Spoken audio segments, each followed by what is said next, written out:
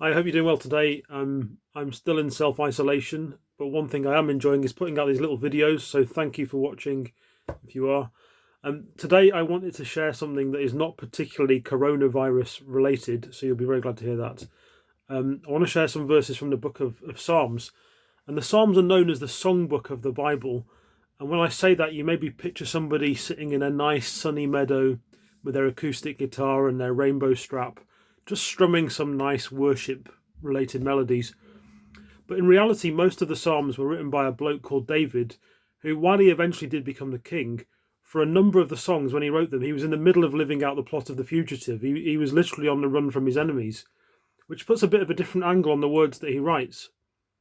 And the whole thing starts with Psalm 1, and David writes this: "Blessed is the man who walks not in the counsel of the wicked, nor stands in the way of sinners, nor sits in the seat of scoffers, but his delight is in the law of the Lord, and on his law he meditates day and night.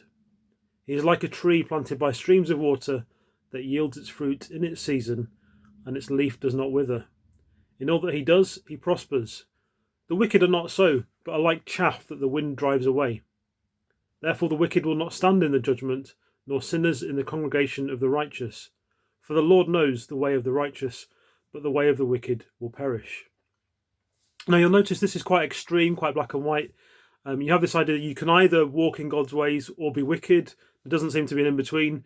And instinctively you might think, well, okay, that sounds good. I should probably try and be in the group that does what God says. That I should try hard to do that. And that's all well and good. Great direction of travel. But as soon as you do, you'll be depressed because the standard is so high. I look at this, just even these verses, and I don't think this is a description of me. I don't delight in what God says and meditate on it day and night. I don't yield fruit without withering. I don't prosper in all I do. So I'm not the person at the good end of this. Maybe I'm more the person who would be at the bad end. But actually, I don't think this psalm is really about you or me at all. With this being Psalm 1, it's sort of a gateway to all the Psalms, which at the end of the day, they're not about us and how we feel, although that comes into them. Really, they're about Jesus. He is the man. He is the man who doesn't stand in the way of sinners, doesn't sit in the seat of scoffers, is not at all influenced by the counsel of the wicked, delights in what God says, who prospers in all he does. He is also the one who is like a fruitful tree. In the New Testament, Jesus describes himself as being like a vine, while we are the branches that get all our sustenance and maintenance from him. In other words, we can tap into that fruitfulness. We can benefit from what he's like if we are somehow attached to him. In the last line, the psalm mentions that one day when God judges all things, there'll be a congregation of the righteous, the people who are safe. That doesn't sound like it will just be Jesus. A congregation implies a sizable group.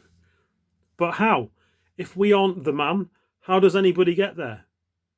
Well, for those that follow Jesus, for people who have become branches to his vine, so to speak, we are attached to Jesus so inextricably, we'll be okay. We're associated with him so closely, we'll be okay. Not because we're better people at all, but because of who we're attached to. When God looks at you, he sees what Jesus has done. He sees what Jesus is like. This is incredible.